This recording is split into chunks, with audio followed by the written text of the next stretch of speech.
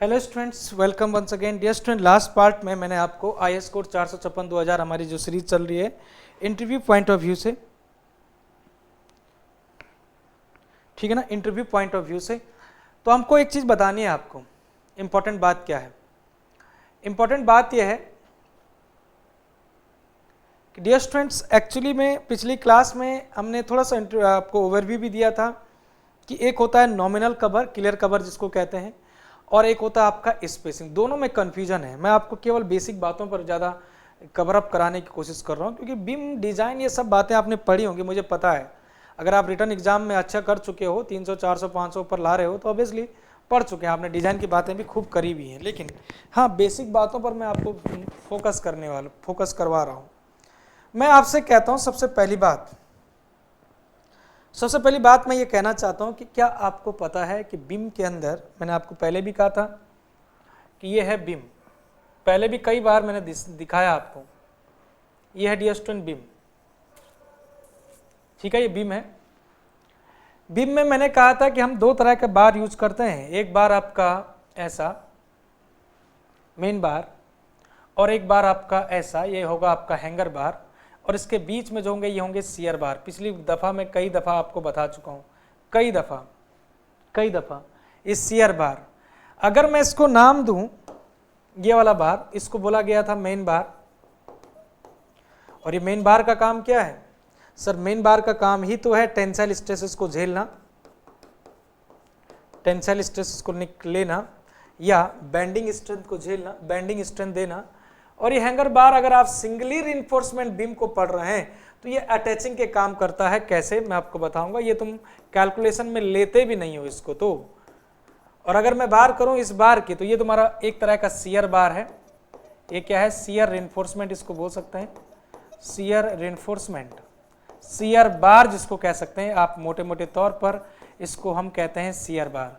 दोस्तों, शियर बार तीन तरीके से आप डाल सकते हैं। शियर बार, अगर आपसे कभी जीवन में पूछा जाएगा कि what the function of the main bar, तो आप सीधे शब्दों में कहोगे the function of the main bar to take the tensile stresses, ठीक, to resist the tensile stress, tensile stress को रजिस्ट करेगा, टेंसाइल स्ट्रेंथ देगा।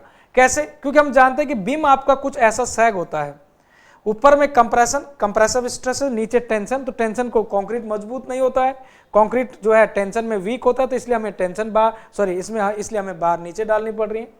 अब देखिएगा स्टूडेंट, इसको 3D को लीजिएगा, इसकी 3D को लीजिएगा, इसकी 3D कुछ ऐसे होगी, ऐसे होगी, ये ऐसा होगा ये बीम। अगर आप ध्यान से देखें तो बीम कुछ ऐसा होगा। इसकी 3D बनाने की कोशिश करता हूं मैं यहाँ पर, देखिएगा कुछ ऐसा होगा, ये ऐसा होगा, ये इसमें ये बार आपकी ये वाली हो गई, इसके ऊपर ये वाली हो गई, इस पे आप ये बार जो लगा रहे थे, ऐसे जो आपको दिख रहा था, यही बार आपको यहाँ भी दिखेंगे, ऐसे यहाँ भी दिखती रहेंगे, ऐसे दो आपके अटैच करने के लिए यहाँ लगा देते हैं, और ये बार कुछ ऐसे दिखते रहेंगे, ऐसा नॉट, समझ गए बात को? तो वही चीज़ मैं अब यहाँ पर नेक्स्ट फिगर में दिखा देता हूँ डियर स्टूडेंट, ये पूरा का पूरा फिगर दिखा देता हूँ, आपको मजा आने वाला है कि ये कुछ फिगर कुछ ऐसा दिखता है, आपने हमेशा से पढ़ा होगा, और सभी चीज़ों के बारे में आप बहुत अच्छे से जानते भी हैं, कई लोगों ने पढ़ा भी होगा और बहुत अच्छे से जानते भी हैं कि ये हो गई मेन बार। डियर स्टूडेंट, ये तुम्हारे एज अ हैंगर बार काम करेंगी। ये क्या होंगी? हैंगर बार की तरह काम करेंगी। ये क्या करेंगे? आपकी हैंगर बार की तरह काम करेंगे। यहाँ पर है और यहाँ पर है, मान लेते हैं। लेकिन इसको हटा देता हूँ मैं, सिंगल रिइंफोर्समेंट बीम में हम मान के चलते हैं कि इसको कैलकुलेशन में लेंगे नहीं, तो इस बार को ही हटा दिया मैंने अभी। चलिए, मैं बात कर रहा हूँ क्लियर कवर की। सबसे पहले डियर स्टूडेंट, क्लियर कवर जो होगा वो इस डिस्टेंस को कहा जाएगा क्लियर कवर। डियर स्टूडेंट, हमेशा से ध्यान रखिएगा, क्लियर कवर इसी को कहा जाता है नॉमिनल कवर, इसी को कहा जाता है नॉमिनल कवर। आज मैं दो डाउट आपके क्लियर करने वाला हूँ, एक तो नॉमिनल कवर, क्लियर कवर की ये जो चीज़ है, और दूसरा स्पेसिंग जो होता है आपका, हॉरिजॉन्टल स्पेसिंग और vertical spacing between the bar, अभी आएंगे उस पर। और नॉमिनल कवर के बारे में आपने पढ़ा भी होगा, जानकारी होगी भी, लेकिन इंटरव्यू के लिए जो इससे भी इंपॉर्टेंट क्वेश्चन है वो है स्पेसिंग का, वो आप जानते नहीं है। अभी आ रहा हूँ मैं इस पर कि वो किस स्पेसिंग की बात मैं कर रहा हूँ, ध्यान से सुनते रहिएगा। क्लियर कवर डियर स्टूडेंट, हम जानते हैं this is the distance from the distance between the bottom fibre of the beam to the edge of the bar, bar के बॉटम से लेकर bottom of edge of the bar to the bottom fibre of the beam, this is the clear cover. Okay, next हम बात करते हैं sir कि जो हमारा इफेक्टिव कवर होता है क्या होता है, this the distance from the centre of bar to the bottom fibre of the bottom edge of the beam, this is the effective cover. ये तो आप वैसे भी जानते थे यार कई बार, अगर ये नहीं जाना तो भाई कुछ नहीं जाना। उसके बाद ये स्ट्रेंथ बार के सेंटर से लेकर टॉप फाइबर तक के बीम की जो डिस्टेंस कहते हैं इसको कहते हैं इफेक्टिव डेप्थ। क्या कहते हैं बालकों, इफेक्टिव डेप्थ इसको कहा जाता है। टोटल डेप्थ क्या होगी, तो आप कहेंगे कि सर टोटल डेप्थ तुरंत बता दूंगा मैं, ये हो जाएगा आपका टोटल डेप्थ डी। क्या हो जाएगा बालकों, डी। हम कहेंगे कि टोटल चौड़ाई क्या कहोगे आप, तो आप कहेंगे कि बी। चलिए, तो नॉमिनल कवर क्यों रखा जाता है, आपने देखा होगा जब आपने स्लैब बनते हुए देखी होगी, स्लैब जानते हो छत, तो छत में भी क्या करता है जो मजदूर है ना, जो आपका उसमें छत डाल रहा होगा, कंक्रीटिंग कर रहा होगा, कंक्रीटिंग करने से पहले वो जाल बिछाता है और जाल के नीचे कुछ पत्थर रख देता है, वो 20 mm के करीब वो पत्थर रख देते हैं, स्लैब की बात कर रहे हैं, ऐसे बीम में भी किया जाता है। तो वो क्लियर कवर दिया ही जाता है, क्लियर कवर ही दिया जाता है।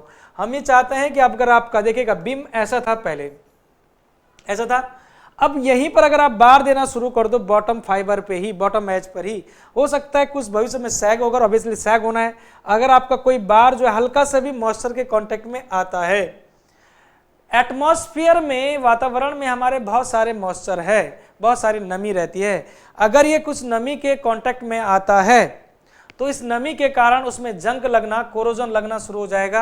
और हम जानते हैं कि स्टील में या आपका लोहे में आपका जैसे ही जंग लगना स्टार्ट होता है तो वो धीरे धीरे जैसे ही कोरोजन के कारण वो अपनी स्ट्रेंथ को डिस्ट्रॉय करेगा, अपनी स्ट्रेंथ को घटाते रहेगा, डिक्रीज होती रहेगी स्ट्रेंथ। और आप तो जानते हैं कि स्टील ही तो टोटल टेंसाइल स्ट्रेस ले रहा है, अगर स्ट्रेस स्टील की ही टेंसाइल स्ट्रेंथ मतलब घटते रहे तो फिर कंक्रीट को लेना पड़ेगा स्ट्रेसेस, क्योंकि टेंसाइल स्ट्रेस तो आ ही रहा है। तो कंक्रीट तो आप जानते हैं वो ले ही नहीं पाता, वो तो कमजोर है। तो कंप्लीटली कहने का मेरा मतलब यह है कि आपका स्ट्रक्चर कोलैप्स की तरफ जाने के लिए मजबूर हो जाएगा, स्ट्रक्चर आपका कोलैप्स हो सकता है। तो हम क्या करते हैं कि पहले एक डिस्टेंस मेंटेन कर देते हैं कि ऐसी कोई समस्या ना आए, और उसी डिस्टेंस को हम कह रहे हैं क्लियर कवर और नॉमिनल कवर। सवाल ये होता है कि हम कौन से सेक्शन के लिए या किस सिचुएशन, अब देखिएगा नॉमिनल कवर आपसे पहला क्वेश्चन ये, दूसरा क्वेश्चन ये पूछा जा सकता है। पहला क्वेश्चन ये है कि नॉमिनल कवर क्या है, क्यों प्रोवाइड आप करते हैं। दूसरा क्वेश्चन ये है कि नॉमिनल कवर आप प्रोवाइड करते हैं लेकिन ये किन किन चीजों पे डिपेंड करता है। तो मैंने एक शब्द कहा है कि मॉइस्चर कंटेंट लगेगा, तो मतलब कि मॉइस्चर क्राइटेरिया पे कहीं ना कहीं डिपेंड कर रहा है। दूसरी बात, ग्रेड पर भी डिपेंड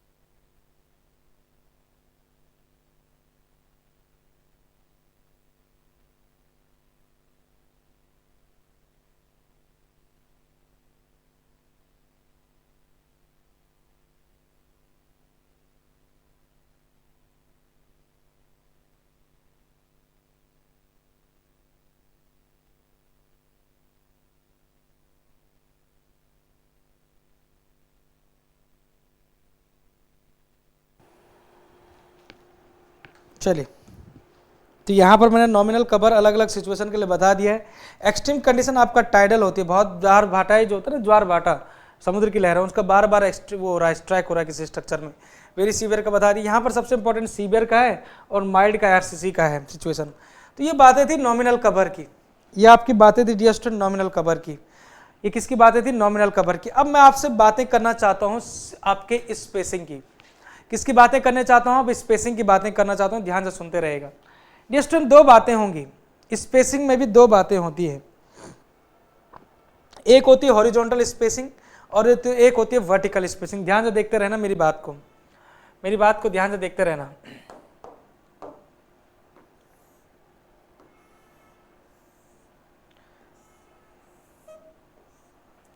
ठीक है ना, ये बीम है, बाहर का बीम है ये बिल्कुल। इसके अंदर आपके ये हैंगर बार थी, याद आ रहा होगा, ये क्या थी? हैंगर बार थी। यहीं पर मैं क्या कर देता हूं, ये तुम्हारी मेन बार है, ये आप समझ गए होंगे कौन सी बार बना रहा हूं। और इसके बाहर क्या होंगे आपके? ये छल्ले होंगे। छल्ले इन द सेंस आपके जो शियर बार हैं, ये हैं, ये क्या है दोस्तों? शियर बार है। ऐसे बना दिया मैंने, लो ये लो शियर बार बना दी मैंने,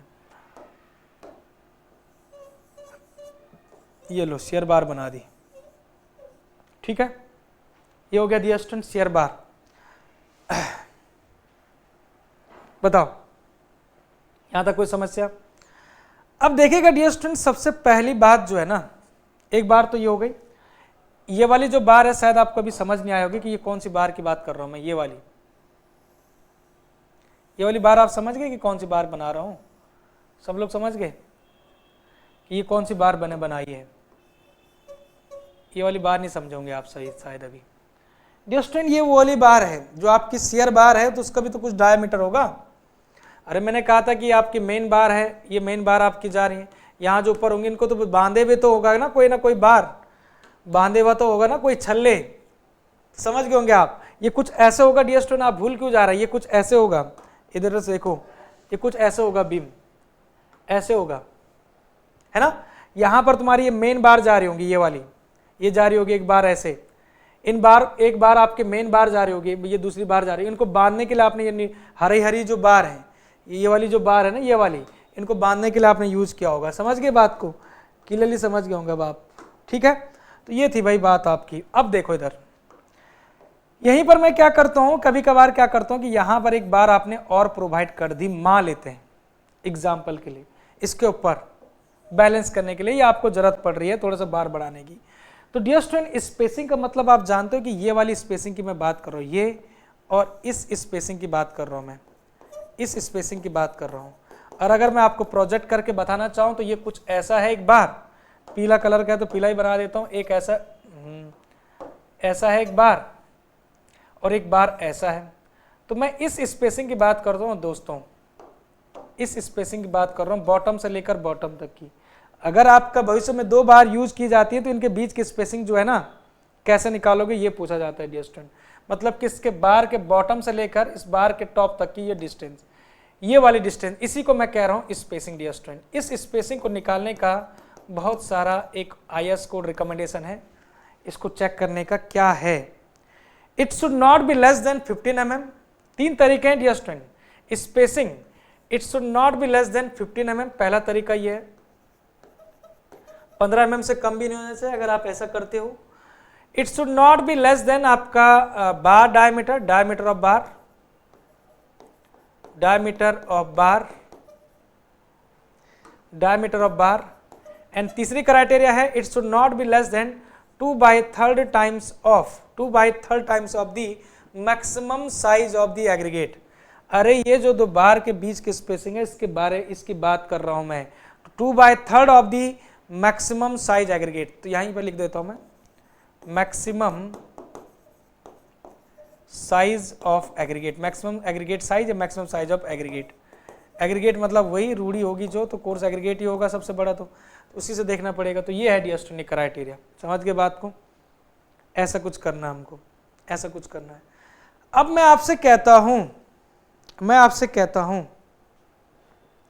सपोज दैट, एग्जाम्पल के लिए मैं आपसे कहता हूं, एग्जाम्पल के लिए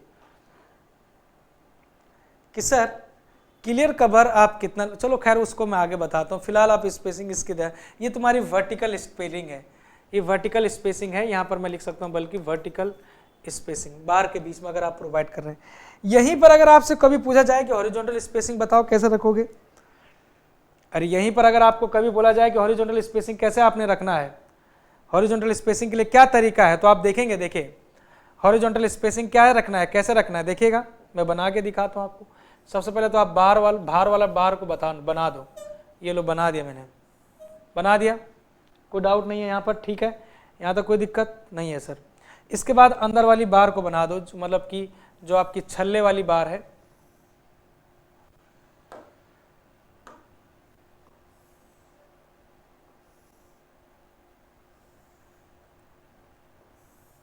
ये है,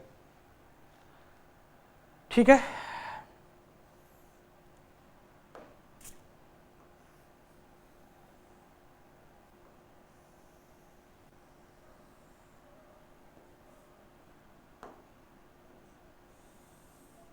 ये है जी, ओके, कोई समस्या नहीं है।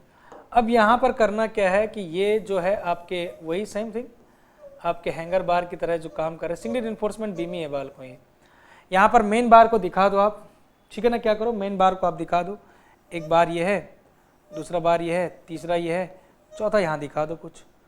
अब डियर स्टूडेंट यहाँ पर क्या है ना, मैं अभी वहाँ पर वर्टिकल था, मैं अभी हॉरिजॉन्टल स्पेसिंग की बात कर रहा हूँ, हॉरिजॉन्टल स्पेसिंग की बात कर रहा हूँ। स्पेसिंग वैसे हम सेंटर टू सेंटर डिस्टेंस लेते हैं, स्पेसिंग ना कहकर आप बार के बीच का डिस्टेंस, चलो खैर स्पेसिंग बोल दो, कोई दिक्कत नहीं, ठीक है। तो चलो अब यहाँ पर डियर स्टूडेंट मैं बात कर रहा हूँ किसकी, क्लियर स्पेसिंग की। इसको भी भाई सही बात कहूँ तो इसको स्पेसिंग ना कहकर क्लियर स्पेसिंग कहते हैं एक्चुअली में, इसको भी वर्टिकल में तो चलो आपको पता लग जाएगा, लेकिन स्पेसिंग ना कहकर इसको हम क्लियर स्पेसिंग कहते हैं दोस्तों, ध्यान रखना। यहाँ पर भी वही सिचुएशन है, यहाँ पर भी ये देखिएगा ध्यान से, इसके बार के एज से लेकर और इस बार के एज तक की जो दूरी है, इसको मैं कह रहा हूँ क्लियर स्पेसिंग। क्या कह रहा हूँ, इसको मैं अलग से बना रहा हूँ, टेंशन न ले, क्लियर स्पेसिंग। यहाँ पर बना देता हूँ मैं, देखो ये बार एक ऐसा है मेन बार, और एक मेन बार ये है ऐसा बड़ा बड़ा। इस यहाँ पर देखो, इस सिचुएशन को प्रोजेक्ट करके दिखा रहा हूँ, ये तुम्हारा यहाँ पर ऐसा है और यहाँ पर ऐसा है, इस बार के किनारे से लेकर किनारे, इसी को मैं कह रहा हूँ क्लियर स्पेसिंग। अब इसके लिए भी क्राइटेरिया है, कभी आपसे पूछा जाए क्लियर स्पेसिंग हॉरिजॉन्टल वाला या वर्टिकल वाला, वो पूछ लेना एग्जामिनर को। तो डियर स्टूडेंट क्लियर स्पेसिंग के लिए दो बातें हैं, एक तो मैक्सिमम बार डायमीटर देखना है और एक मैक्सिमम एग्रीगेट साइज देखना है, +5 कर देना है। That means clear spacing should not be less then maximum bar diameter. क्या लिखोगे, मैक्सिमम बार डायमीटर, जोन से भी आप यूज कर रहे हैं यहाँ पर, तो मैक्सिमम बार डायमीटर एक तो ये हो जाएगा, दूसरा होगा maximum aggregate size, maximum aggregate size +5 mm। ये है तरीका, इन दोनों में से छोटा नहीं होना चाहिए, ये है तरीका। मैक्सिमम एग्रीगेट साइज +5 mm, ये है क्लियर हॉरिजॉन्टल कवर के लिए, मतलब स्पेसिंग के लिए। और जब हम बात करेंगे यहाँ पर इसके लिए वर्टिकल क्लियर स्पेसिंग के लिए, तो ये है क्राइटेरिया। याद रहेगा, याद रखने पड़ेंगे जी, याद किसी भी तरीके से रखने पड़ेंगे, ये इंपॉर्टेंट बातें हैं, याद रखने पड़ेंगे, ऐसे नहीं चलेगा, समझ गए।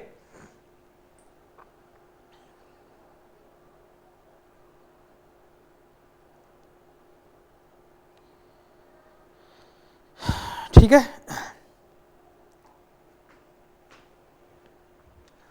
तो अभी आपका शुरुआत हुआ है, ये मैंने केवल आपको जो है केवल ओवरव्यू दिया है, मतलब किस तरह से करते हैं, इसमें क्या क्या चीज़ें, इसमें और भी बातें बताते चलूँगा आपको आगे, ठीक है, ठीक है। तो ये कुछ बातें थी जो आपको दिमाग में रखनी है। नेक्स्ट भाई आपका जो क्लियर कवर है, नॉर्मली वहीं पर रख दो, है ना।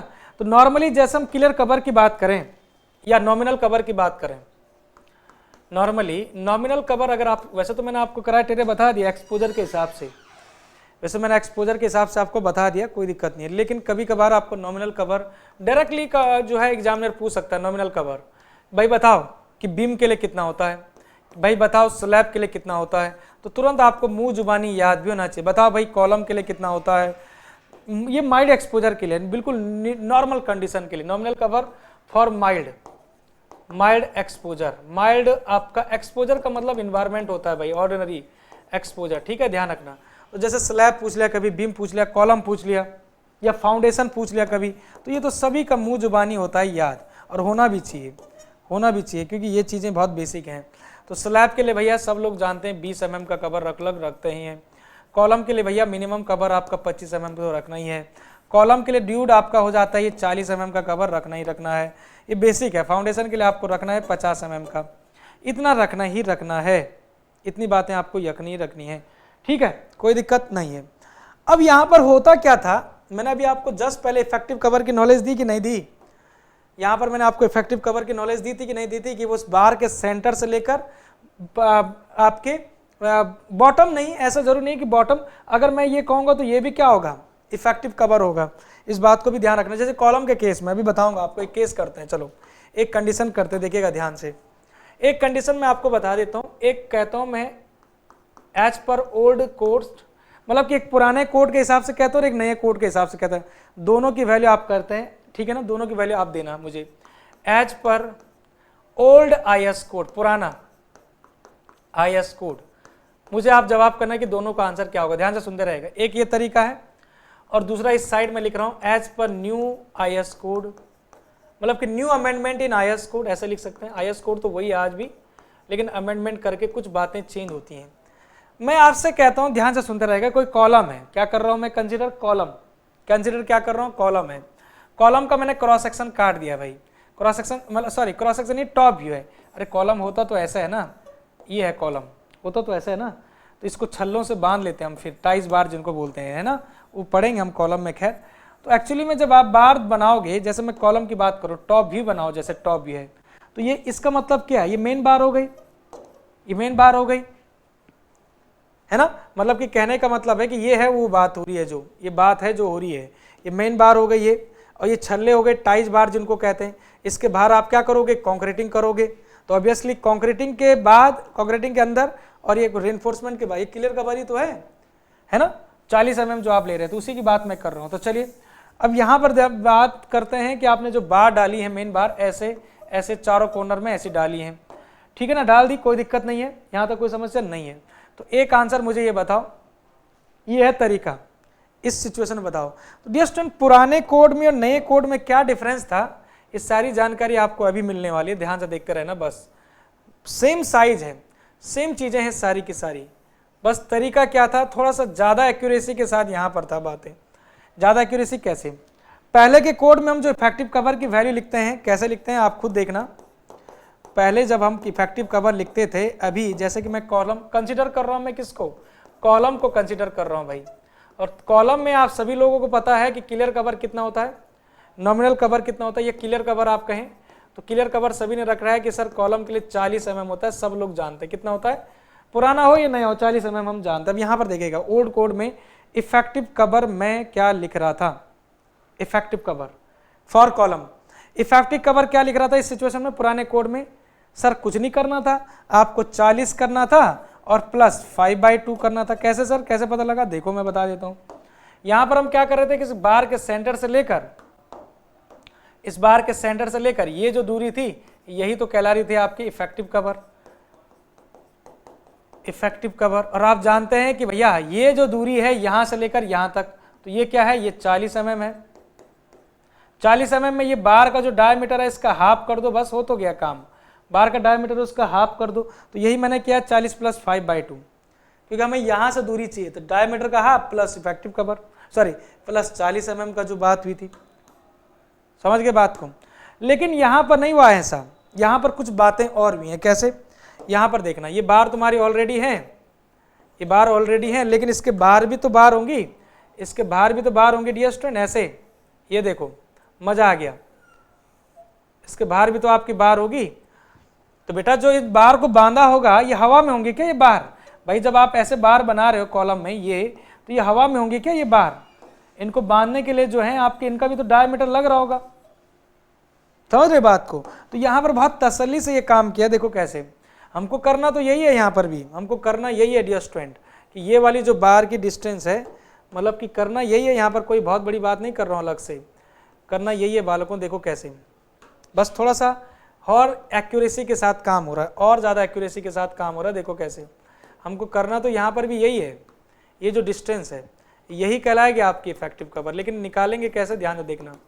इफेक्टिव कवर मान लेते हैं कि ये जो छल्ला है ना, ये जो आपका छल्ला, मतलब कि ये जो टाइज है, टाइज बार, इसका डायमीटर कुछ हम मान लेते हैं, हम बोल देते हैं डायमीटर ऑफ टाइज बार, ये जो छल्ला है, ठीक है ना, ये टाइज बार का, ये जो छल्ला है ना टाइज बार, ये इसका हम डाया कह देते हैं, इसको डाया ऑफ टाई बार।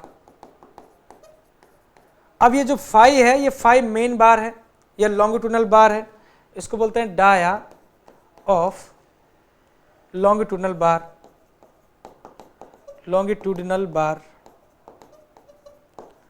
तो यहां पर नए कोड के अकॉर्डिंग एक्यूरेसी के साथ हम थे थोड़ा सा, कैसे हम कहेंगे कि सर 40 तो आएगा ही आएगा, इफेक्टिव कवर लिख रहा हूं, ध्यान से देखो इधर, हम कहेंगे इफेक्टिव कवर में अभी 40 तो आएगा ही आएगा, plus diameter of the tie bar आएगा ही पूरा, plus diameter of the main बार मतलब कि लॉन्गिट्यूडनल बार बटे 2 आएगा।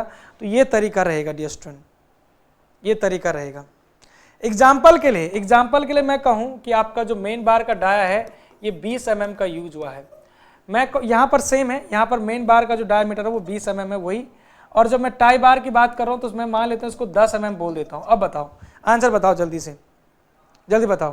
तो आप बोलेंगे सर यहाँ पर हो जाएगा 40 प्लस 20 बटे 2 क्या, तो 20 बटे 2 का मतलब 50 हो गया सीधे सीधे यहाँ पर पूरा, है ना। जबकि उधर बताओ 40 और प्लस 10 50 और 50 और 10 60 हो जाएगा, गजब हो गया। कैसे, 40 टाई बार का जो डायमीटर है 10 प्लस 20 बटे 2 10, तो 40 और 10 50 और 10 60 हो जाएगा, 60 mm आपका जो है ये हो जाएगा। तो ये हो गया डियर स्टूडेंट आपका 60 mm। तो आप देख रहे हो दोनों में डिफरेंस, यहाँ 50 हुआ वहाँ 60 हुआ, मतलब सेम चीज़ थी, है इफेक्टिव कवर, सेम आपका फिगर था, सेम क्वेश्चन था, लेकिन यहाँ पर आपकी गलती इतनी हो रही थी, आप 50 कंसिडर कर रहे थे लेकिन एक्चुअल में आपका 60 था। तो ज़्यादा एक्यूरेसी कहाँ पर है, यहाँ पर ज़्यादा एक्यूरेसी होगी डियर। तो इसके हिसाब से हमारी सारी कहानी चलती है, अब मतलब इस पैटर्न पे चलती है जो एक्चुअल में है भी। तो इसी तरह के सारे कॉन्सेप्ट, सारी बेसिक बातें हमको सीखनी है। बिना इन बेसिक बातों को सीखे आप कोई इंटरव्यू की तैयारी नहीं कर रहे हो, ना ही कोई रिटर्न की अच्छी तैयारी कर रहे हो। इसलिए जो है बेसिक पर काम करो, यही तुम्हारा मदद करेगा आगे, क्योंकि डिज़ाइन के बड़े डिज़ाइन या बड़े न्यूमेरिकल नहीं पूछे जाएंगे आपसे, ये बेसिक बातें ही पूछी जाएंगी, ठीक है। जैसे कि मैंने क्रैक बिर्थ बताया आपको कल, क्रैक बिर्थ कई लोगों को जानकारी नहीं होती कि क्रैक बिर्थ कौन सी बिर्थ हम लेते हैं, कौन सी लंबाई है, कौन सी डिस्टेंस है, वो कल बहुत डिटेल में आपको बता रखा है कि 0.3 कब लेना है, 0.2 कब लेना है, 0.1 कब लेना है, बता रखा ना। चलिए इसी तरह की वीडियो, इस तरह की चीज़ें मैं आपको लाते रहूँगा और इंटरव्यू की प्रिपरेशन में पूरी मदद करूँगा जितना मुझसे हो सके। Thank you very much, thanks to all. बस आप चैनल को विजिट करते रहें। Thank you very much.